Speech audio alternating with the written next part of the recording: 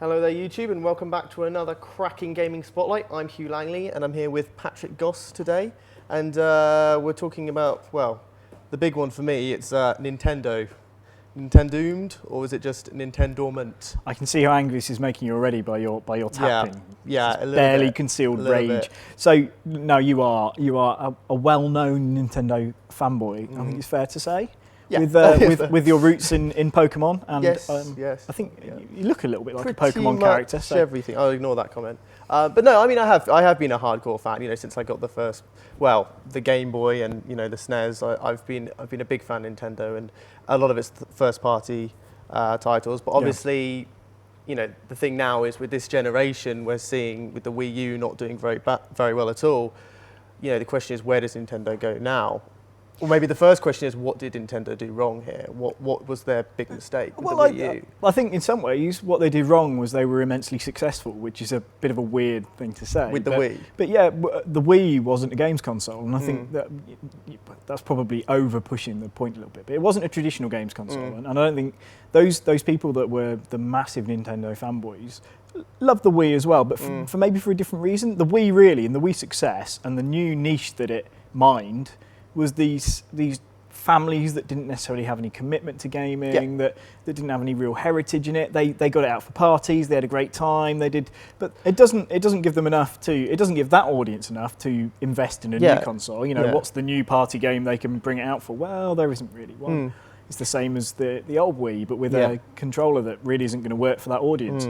And for the hardcore gamers, it brings some stuff, but it doesn't really go for. It doesn't say Nintendo is the third great console, does it? It doesn't shout that, which is what it needs to do. I mean, it's the first of this generation.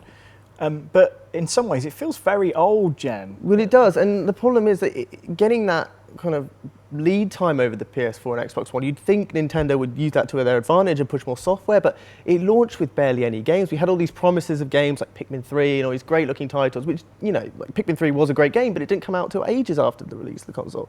Honestly, I'm at the point now where I feel like the Wii U is perhaps unsalvageable.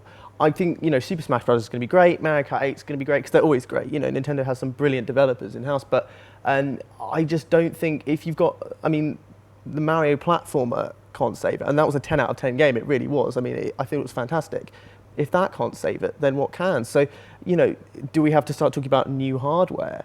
I know you don't agree with me on this, but I honestly think Nintendo's best move now is to actually plough ahead with the next console and maybe announce it towards the end of next year, release it in 2016. I don't disagree with you that that's a potential avenue for them. I disagree that it's ever going to happen. I think it would be too much to push a console out in the next couple of years. I think it's more likely we will see some kind of movement on handheld, because that's always been a strong place for, and still, a massively strong place, and PS Vita's kind of underlined that in that no one else seems to do handhelds well.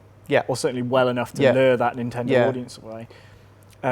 But even there, they've got phones and tablets competing with them in a way that they weren't when the DS came out and the 3DS. But I think that's going to be the sensible choice for them is to go back to their handheld brilliance and focus.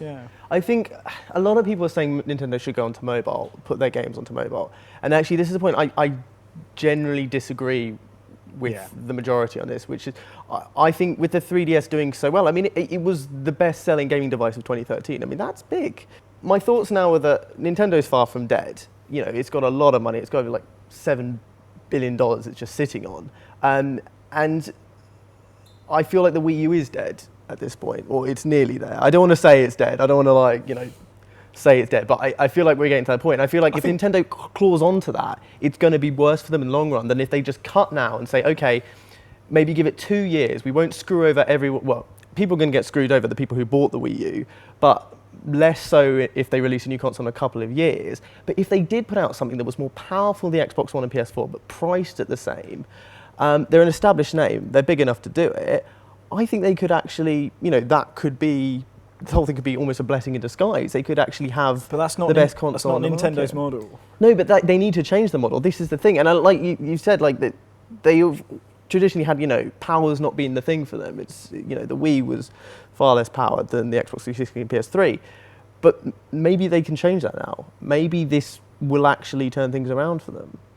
Yeah, I think they probably face as big a problem as the current gen, though, in some ways, in that I would posit that the next generation of gaming isn't going to be about graphical prowess and processing power unless it's attached to something significant like a virtual reality headset, that old chestnut, or some kind of something that's transcendental. Because I think at the moment, photorealism doesn't seem really to be getting much closer, even with the increased res.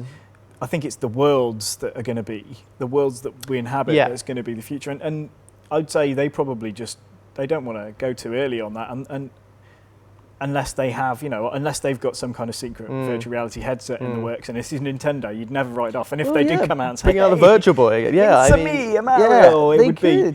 They were the first to do it. Why not now? Maybe they just. Honestly, I think if they did a massive multiplayer online Pokemon, that would solve all their problems. They never will. People have been asking for it for years, but Nintendo, if you're listening, just a bit of advice, that is actually what you need to do. I think I'd buy whatever Nintendo put out. Well, you'd also feature in it as well, so. Yeah, sure, why not? But virtual reality headset, maybe not that, but something, I don't know, like if they put out a really powerful console without it, would that be such a bad thing, I think the PS4 and Xbox One have shown us that people still want high-power consoles in their living I think if they put out a more powerful console next year, unless they had the most amazing killer title to launch it with, massive multiplayer online Pokemon, that isn't Pokemon, it would flop. And I think that that's a real problem for them. And I don't think that's because people don't love Nintendo. They absolutely do. I don't think it's Nintendo are incapable of doing it. Of course they are. I just think that that's not the direction that gaming is going in. And I think, the PS4 and Xbox battle, I think probably has highlighted some stuff for people, which is, it just doesn't feel that thrilling. They're not doing anything that is changing gaming. And every generation should feel like it's changing gaming for the better. And I feel like this generation of consoles is treading water in a way that the past ones simply haven't.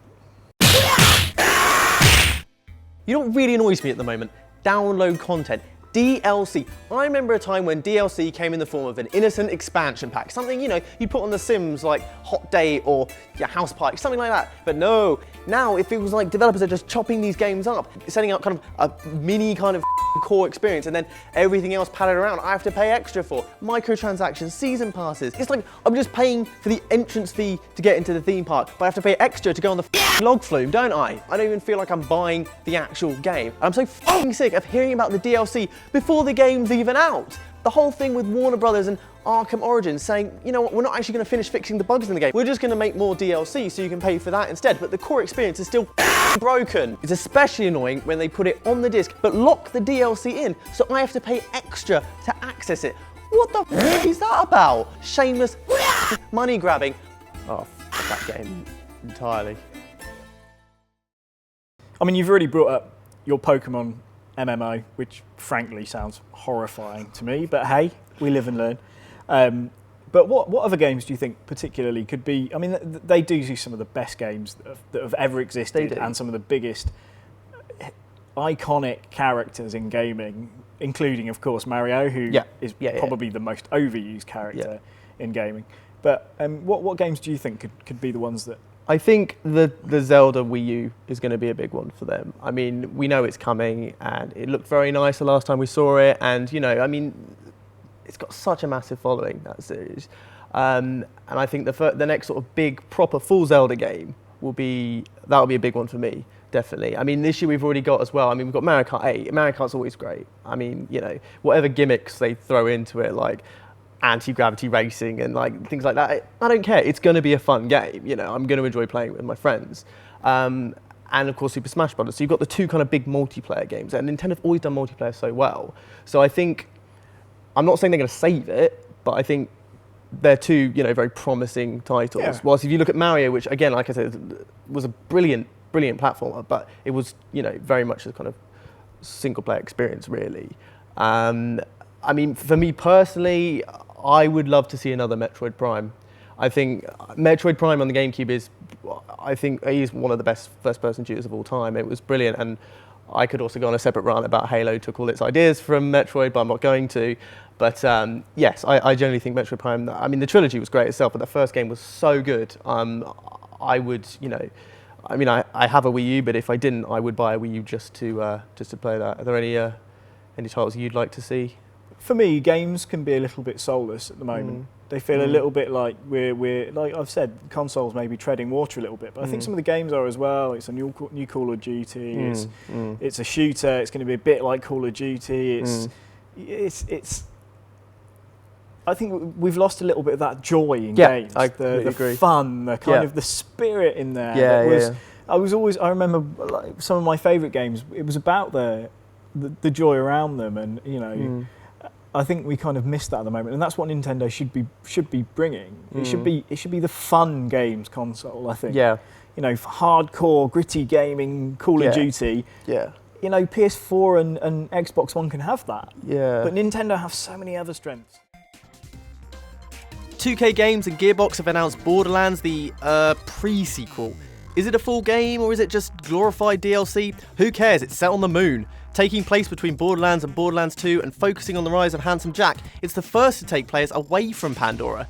But all you next-geners will be missing out as Borderlands the Pre-Sequel is only coming to PS3, Xbox 360 and PC. Try to act somewhat surprised by this one, but Sony has confirmed The Last of Us Remastered is coming to PS4, and it's coming this summer. Same game, but you'll get all the previous DLC, plus it will run at 1080p, and Naughty Dog says it's also targeting 60 frames per second. And finally, yes, it's the big Super Smash Bros. News of the week. Nintendo says we'll get our mitts on the 3DS version this summer, while the Wii U version will be closer to the end of the year. And as of this week, we know the game will also star Yoshi, Sheik, Zero Suit Samus, Charizard, and Greninja,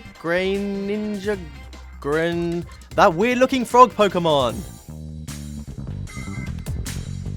So, that's the end of another gaming spotlight. Is Nintendo doomed or is it dormant? I think we've just saved it, to be honest. Fine. So, well, tune in next time for another great gaming spotlight. And don't forget to let us know what you think below in the comments, and we'll see you again soon.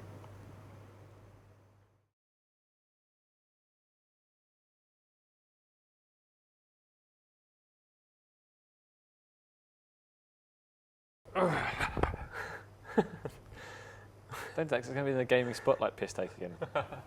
Now, the problem some consumers have got is they don't know when they're going to get to that. I don't want to do this anymore. Every time I fuck up, I get panicked that they're going to use it in a gaming spotlight flub reel.